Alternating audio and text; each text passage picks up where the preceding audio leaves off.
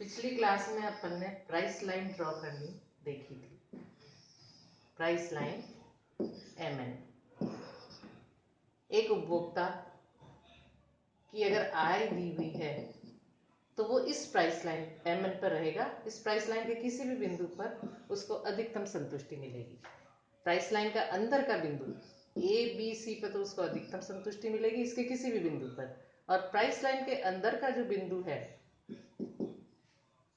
उस पर उपभोक्ता नहीं रहना चाहेगा, क्योंकि इस बिंदु पर उसको संतुष्टि का स्तर कम होगा, क्योंकि आय तो उसकी MN है और वो उसके अंदर की तरफ आ रहा है बिंदु। इसी तरह H बिंदु पर भी उपभोक्ता नहीं रह पाएगा, क्योंकि H बिंदु उसकी प्राइस लाइन के बाहर है। तो एक उपभोक्ता प्राइस लाइन MN के किसी भी बिंदु पर रहकर अधिकतम संतुष्टि प्राप्त करेगा। अब हमारा अगला टॉपिक है उपभोक्ता का संतुलन बिंदु, equilibrium point of the consumer, उपभोक्ता का संतुलन बिंदु। इसको ये भी हम कह सकते हैं पॉइंट ऑफ मैक्सिमम सेटिस्फैक्शन।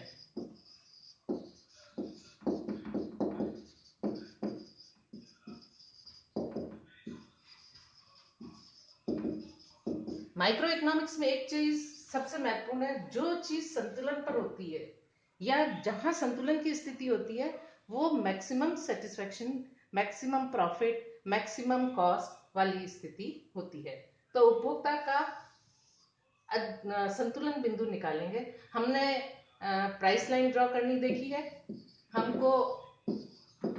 हमने इंडिफरेंस कर्व उसकी विशेषताओं के साथ ड्रॉ करना देखा है। Y वस्तु और X वस्तु दी हुई हो तो इंडिफरेंस कर्व हमेशा नीचे की तरफ गिरता है। ये दोनों हम पहले ही पढ़ चुके हैं, इसकी विशेषताएं पढ़ चुके हैं, इसको ड्रॉ करना देख चुके हैं। तो अब हम उपभोक्ता का संतुलन बिंदु निकालेंगे। अगर ये दोनों चीजें हमको दी हुई है तो उपभोक्ता का संतुलन बिंदु कैसे आएगा। ये प्राइस लाइन MN है, इसको और थोड़ा सा एक्सपेंड कर दें तो डायग्राम और अच्छा बनेगा।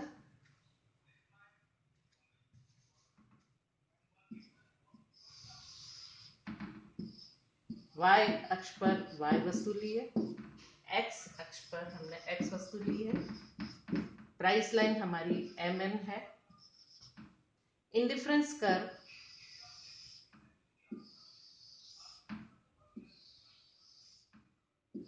विभिन्न इंडिफरेंस कर्व हैं, IC1, IC2, IC3, IC4।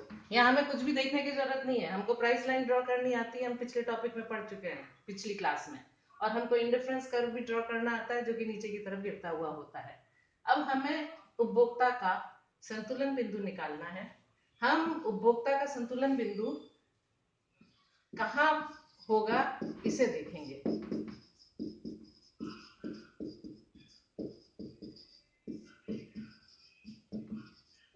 जहां प्राइस लाइन इंडिफरेंस कर्व को टच करेगी,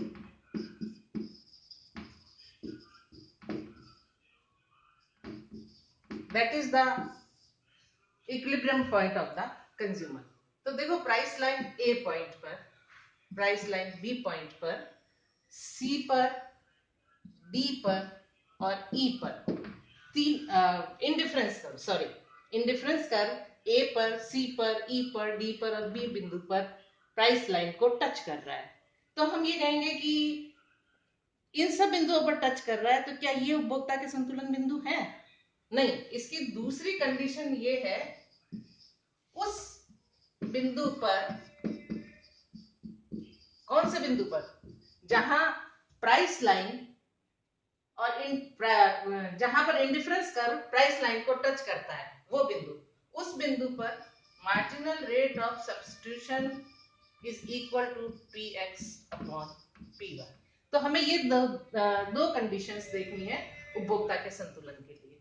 हम ए बिंदु पर, एक चीज और है, ए बिंदु पर और बी बिंदु पर, दोनों बिंदुओं पर indifference curve price line MN को टच कर रहा है, लेकिन ये उपभोक्ता के संतुलन बिंदु यों भी नहीं होंगे, क्योंकि ये नीचे की इंडिफरेंस कर्व पर स्थित है, IC1 पर है। IC1 पर सेटिस्फेक्शन का लेवल IC2 और IC3 से कम है। तो A और B इस तरह से हम A व B लोअर इंडिफरेंस कर्व पर है, तो इसलिए उपभोक्ता इन दोनों बिंदुओं पर नहीं रहेगा। इसी तरह C और D, ये लोअर इंडिफरेंस कर्व यानी IC1 पर है। इसी तरह C व D भी IC2 पर है, जो कि IC3 से नीचे की तरफ है, यानी IC2 भी E की तुलना में कम सेटिस्फेक्शन दे। IC2 पर जो बिंदु है C और D, वो E की तुलना में कम सेटिस्फेक्शन देंगे, क्योंकि वो लोअर इंडिफरेंस कर्व पर है। तो अब हमारा ध्यान जाता है, एक और पॉइंट है E। हमने क्लियर कर दिया A, C, B, D, ये चारों पॉइंट E की तुलना में कम संतुष्टि क्यों देंगे? क्योंकि ये चारों पॉइंट IC3 की तुलना में लोअर इंडिफरेंस कर्व पर है। तो मैं फिर अगली स्थिति आती है कि E बिंदु भी है जो MN प्राइस लाइन को टच कर रहा है।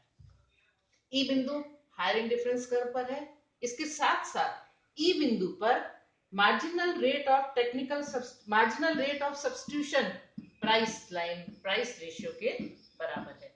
हम देखेंगे कैसे बराबर है।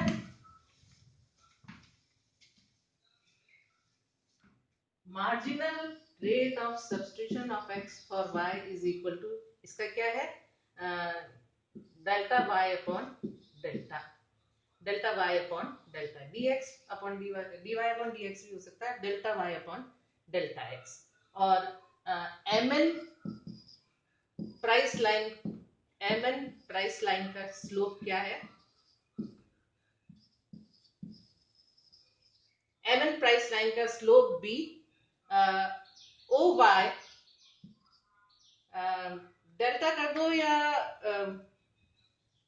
O Y upon O X कर दो, एक ही बात है, या चलिए delta Y upon delta X ही करते हैं। तो प्राइस लाइन का जो हमारा स्लोप है वो भी O Y upon O X है, यानी प्राइस लाइन का स्लोप है O Y upon O X, और हमारा marginal rate of technical substitution भी O Y upon O X है। तो delta Y upon delta X क्या हो गया, P X upon P Y, ये आपका पी एक्स और ये पी वाई हो गया। तो इसलिए marginal rate of substitution is equal to P X upon P Y की स्थिति होगी, क्योंकि हमने प्राइस लाइन ओ एम कैसे निकाली। आप अगर ये कहें हमने प्राइस लाइन एम एन कैसे निकाली है, M N is price line के लिए हमने एम पॉइंट निकाला है O M upon O N से। कितनी वस्तु खरीदेगा ओ एन, और कितनी वस्तु y की x की खरीदी है ओ एन, और y की खरीदी है ओ वाई। तो हमारा प्राइस लाइन का स्लोप हो गया O M upon O Y. अब हम तुलना करेंगे, ऐसी स्थिति में ए बिंदु पर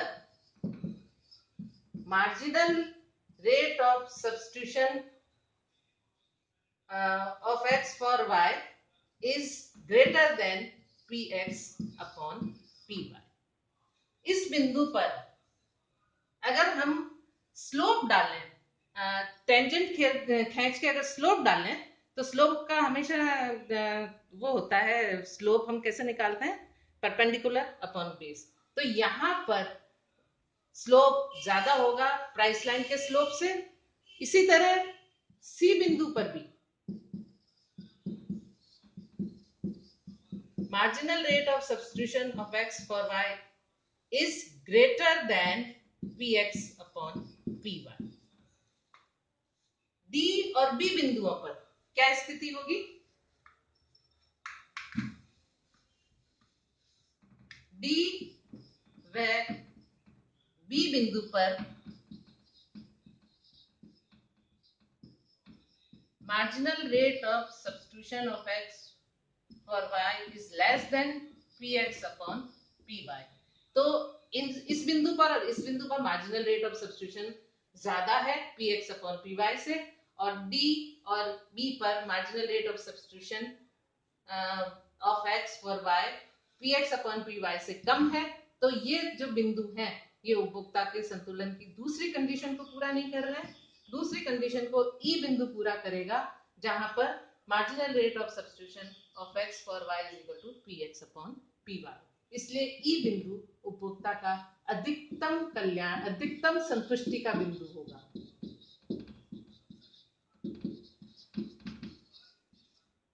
इस बिंदु पर उपभोक्ता को अधिकतम संतुष्टि मिलेगी। उपभोक्ता इस बिंदु पर रहना नहीं चाहेगा। उपभोक्ता इस इंडिफरेंस कर्व पर रह नहीं सकता, क्योंकि ये इंडिफरेंस कर्व प्राइस लाइन को टच नहीं कर रहा है। तो उपभोक्ता का अधिकतम संतुष्टि बिंदु ई होगा। अब मैं आपको अगली क्लास में फिर एक बार बताऊंगी कि कैसे मार्जिनल रेट ऑफ दूसरी कंडीशन उपभोक्ता कैसे प्राप्त